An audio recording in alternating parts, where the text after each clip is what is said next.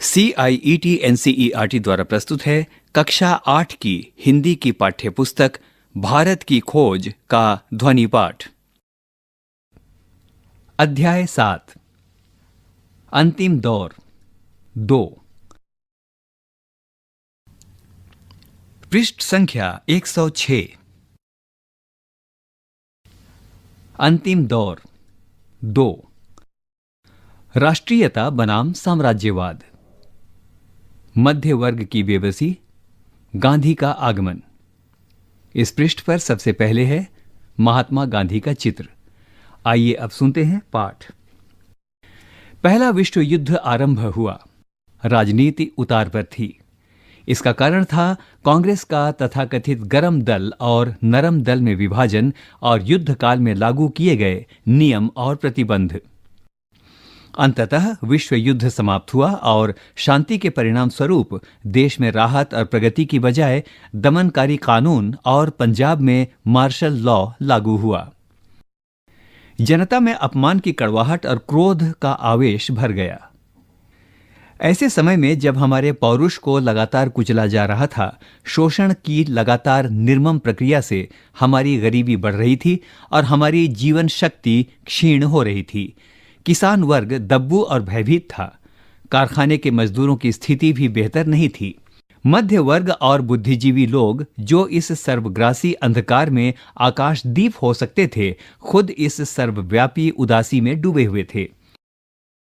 पृष्ठ संख्या 107। और तब गांधी का आगमन हुआ। वे ताजा हवा के ऐसे झोंके की तरह आए जिसने फैलकर हमें गहरी सांस लेने के योग्य बनाया। वे ऊपर से अवतरित नहीं हुए थे। वे भारत की करोड़ों की आबादी के बीच से ही निकलकर आए थे।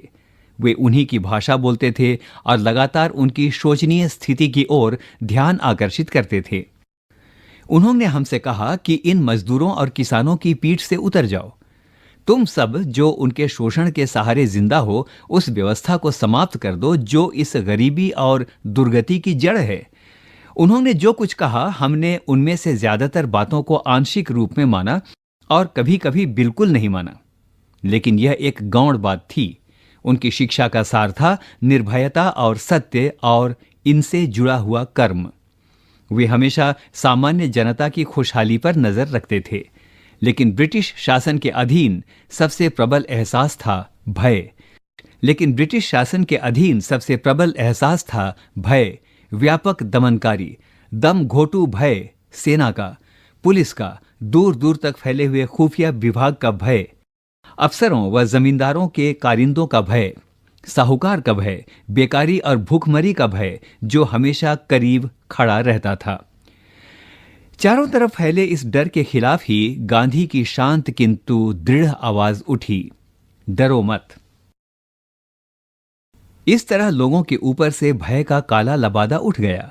पूरी तरह तो नहीं, पर आश्चर्यजनक मात्रा में, क्योंकि भय का झूठ से नजदीक का संबंध होता है।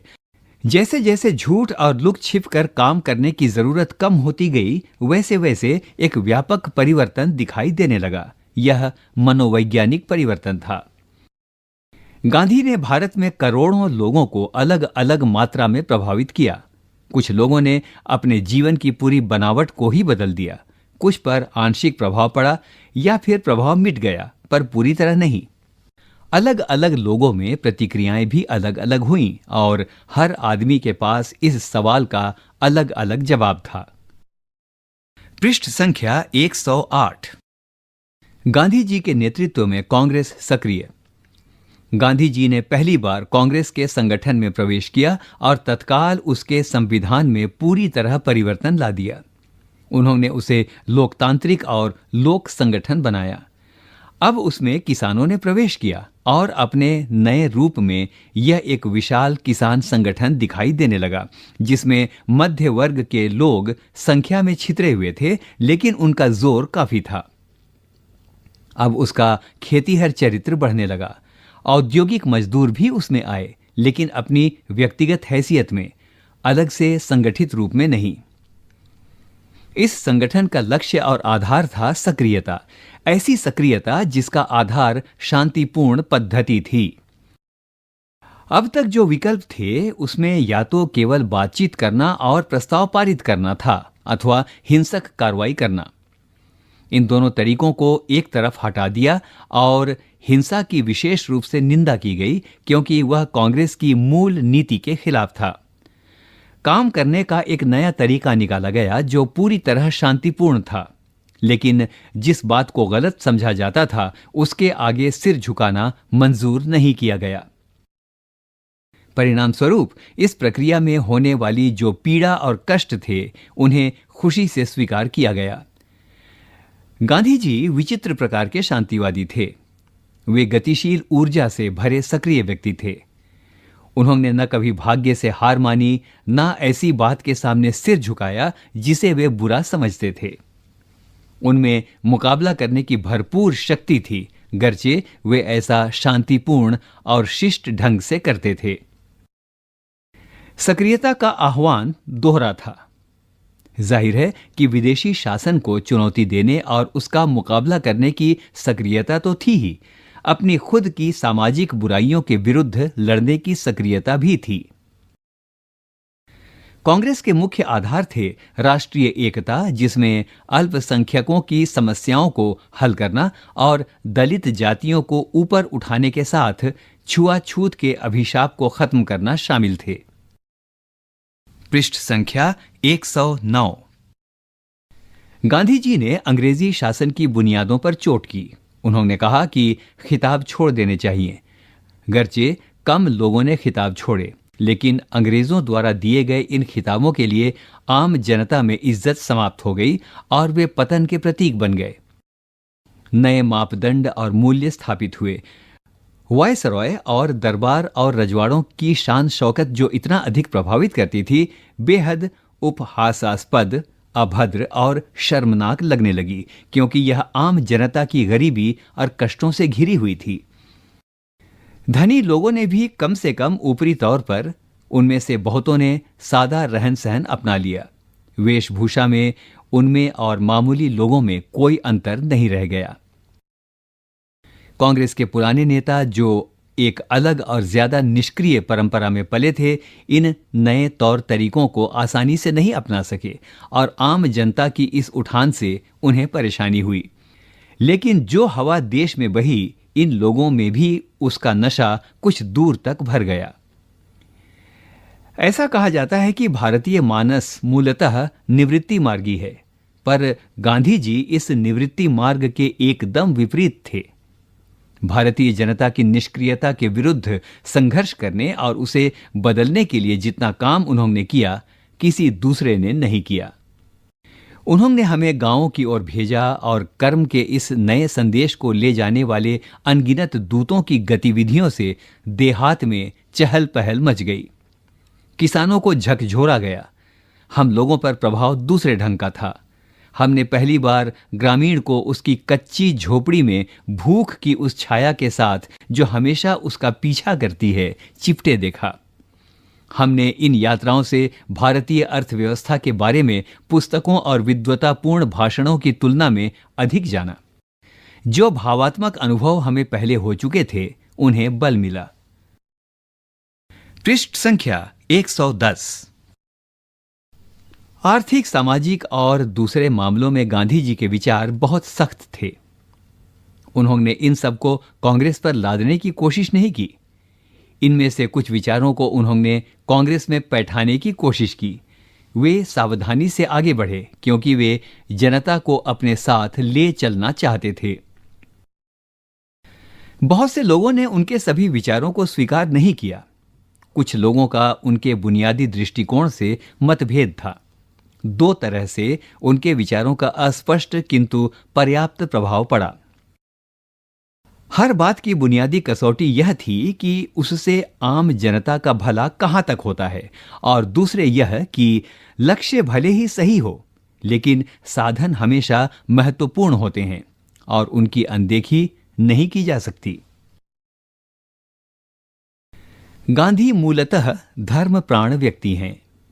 वे अपने अंतरतम की गहराइयों तक हिंदू हैं, लेकिन धर्म संबंधी उनकी अवधारणा का किसी सिद्धांत, परंपरा या कर्मकांड से कोई संबंध नहीं है। उनका बुनियादी सरोकार उन नैतिक नियमों में उनके दृढ़ विश्वास से है जिन्हें वे सत्य या प्रेम के नियम कहते हैं। सत्य और अहिंसा, इन दोनों शब्दों को वे एक ही अर्थ के लिए अदल बदल कर इस्तेमाल करते हैं। उनका दावा है कि वे हिंदू धर्म की मूल भावना को समझते हैं। उन्होंने हर उस सिद्धांत और व्यवहार को नामंजूर किया जो उनकी आदर्शवादी व्याख्या से मेल नहीं खाता था। वे सबसे ऊपर नैतिक नियमों की सत्ता मानते हैं, वह भी उस रूप में जिस रूप में उन्होंने खुद उन्हें समझा है।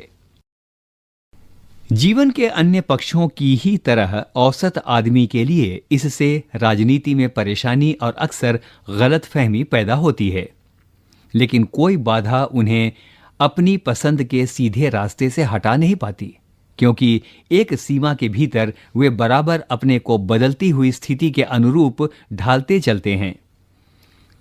वे हमेशा खुद अपने से शुरुआत करते हैं। उनकी कथनी और करनी में इतना मेल होता है जितना हाथ और दस्ताने में।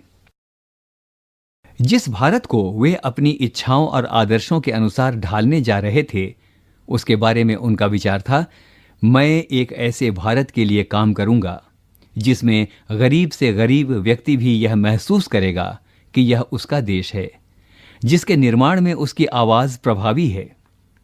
एक ऐसा भारत जिसमें लोगों के ऊंचे नीचे वर्ग नहीं होंगे। ऐसा भारत जिसमें सब जातियां पूरे समभाव से रहेंगी। ऐसे भारत में छुआछूत या नशीली मदिरा और दवाइयों के अभिशाप के लिए कोई जगह नहीं होगी। स्त्रियों को पुरुषों के समान अधिकार होंगे। यही मेरे सपनों का भारत है। जहां उन्हें अपनी हिंदू विरासत का गर्व था, वहां उन्होंने हिंदू धर्म को एक सार्वभौमिक बाना पहनाने का प्रयत्न किया और सत्य के घेरे में सब धर्मों को शामिल कर लिया। उन्होंने अपनी सांस्कृतिक विरासत को संकीर्ण बनाने से इनकार कर दिया। पृष्ठ संख्या 111। उन्होंने लिखा, भारतीय संस्कृति ना हिंदू है, ना इस्लाम, ना पूरी तरह से कुछ और है। यह सबका मिला जुला रूप है। उन्होंने आगे लिखा, मैं चाहता हूं कि मेरे घर के पास सारे देशों की संस्कृति जितनी स्वतंत्रता से संभव हो उतनी स्वतंत्रता से फैले, लेकिन उसमें से कोई मेरे पैर उखाड़ दे, मुझे यह मंजूर नहीं। आधुनिक विचारधाराओं से प्रभावित होकर उन्होंने कभी अपनी जड़ों को नहीं छोड़ा और उन्हें मजबूती से पकड़े रखा। डूबे हुए लोगों को उठाने की लगन के सामने और सभी बातों की तरह धर्म का भी उनके लिए गौण स्थान था। एक अधभूखे राष्ट्र का ना कोई धर्म हो सकता है, ना कला, ना संगठन। करोड़ों भूखे मरते लोगों के लिए जो कुछ भी उपयोगी हो सकता है, वही मेरे लिए सुंदर है। आज हम सबसे पहले जिंदगी की जरूरी चीजें दें और उसके बाद जीवन के लिए शोभा की वस्तुएं और अलंकार अपने आप आ जाएंगे। उन्होंने कहा, मेरी आकांक्षा है हर आंख से हर आंसू को पोंछ लेना। यह आश्चर्य की बात नहीं है कि इस अद्भुत रूप से तेजस्वी आदमी ने, जिसका पैमाना सबसे गरीब आदमी है, भारत की सामान्य जनता को सम्मोहित कर लिया और उन्हें चुंबक की तरह आकर्षित किया। वे उनको अतीत के साथ भविष्य को जोड़ने वाली कड़ी की तरह जान पड़े। उन्होंने केवल अपने अनुयायियों में ही नहीं, बल्कि अपने विरोधियों में भी और उन तमाम तटस्थ लोगों में जो इस बारे में निश्चय नहीं कर पाते थे कि क्या सोचना और क्या करना है, एक मनोवैज्ञानिक क्रांति पैदा की। कांग्रेस पर गांधी जी का प्रभुत्व था, लेकिन यह खास किस्म का अधिकार था, क्योंकि कांग्रेस एक सक्रिय, विद्रोही, अनेक पक्षीय संगठन था जिसमें तरह तरह की राय होती थी और उसे आसानी से इधर उधर नहीं ले जाया जा सकता था। गांधी जी अक्सर दूसरों की इच्छा के सामने झुक जाते थे। कभी कभी वे अपने विरुद्ध फैसलों को भी स्वीकार कर लेते थे। पृष्ठ संख्या 112। इस तरह सन 1920 में नेशनल कांग्रेस ने और काफी हद तक देश ने इस नए रास्ते को अपनाया और ब्रिटिश सरकार के खिलाफ बार बार संघर्ष किया। एक के बाद एक दूसरा सविनय अवज्ञा आंदोलन हुआ और उसके कारण बहुत कष्ट उठाने पड़े। लेकिन इन मुसीबतों को चूंकि खुद आमंत्रित किया गया था, इसीलिए उनसे शक्ति ही मिली। जब सविनय अवज्ञा आंदोलन जारी नहीं था, तब भी भारत में ब्रिटिश सरकारी तंत्र से असहयोग जारी था, गर्चे उसका आक्रामक चरित्र समाप्त हो गया था। अल्पसंख्यकों की समस्या, मुस्लिम लीग, मोहम्मद अली जिन्ना। जिसे सांप्रदायिक समस्या कहा जाता था, वह अल्पसंख्यकों के अधिकारों के साथ इस तरह तालमेल बैठाना था ताकि उन्हें बहुसंख्यकों के खिलाफ पर्याप्त संरक्षण मिल सके। भारत के अल्पसंख्यक यूरोप की तरह जातीय या राष्ट्रीय अल्पसंख्यक नहीं, वे धार्मिक अल्पसंख्यक हैं। जातीय दृष्टि से भारत में एक विचित्र मिश्रण है, पर जातीय सवाल भारत में न कभी उठे हैं न उठ सकते हैं। धर्म इन जातीय विभिन्नताओं के ऊपर है। जातियां या तो एक दूसरे में मिल जाती हैं या उनमें अंतर करना कठिन होता है। जाहिर है कि धार्मिक दीवारें स्थायी नहीं होती और जो व्यक्ति अपना धर्म बदलता है, उसकी जातीय पृष्ठभूमि या उसकी जातीय और भाषिक विरासत नष्ट नहीं हो जाती। परंतु राजनीतिक मामलों में धर्म का स्थान सांप्रदायिकता ने ले लिया है। इसी पृष्ठ पर एक चित्र है और यह चित्र है मोहम्मद अली जिन्ना और गांधी जी का। सुनते हैं पाठ। यह एक संकीर्ण समुदाय होता है जो मानसिक रूप से अपना आधार किसी धार्मिक वर्ग को बनाता है, किंतु वास्तव में उसकी दिलचस्पी राजनीतिक शक्ति और अपने समुदाय को बढ़ावा देने में होती है। पृष्ठ संख्या 113। कांग्रेस सांप्रदायिक हल निकालने के लिए उत्सुक और चिंतित थी ताकि प्रगति के मार्ग की रुकावट को दूर किया जा सके।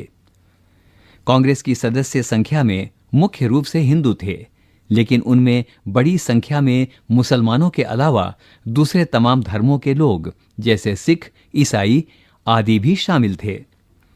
इसलिए राष्ट्रीय दृष्टिकोण से विचार करना उसकी मजबूरी थी। उसके लिए सबसे बड़ी समस्या थी राष्ट्रीय स्वाधीनता और एक स्वतंत्र लोकतांत्रिक राज्य की स्थापना।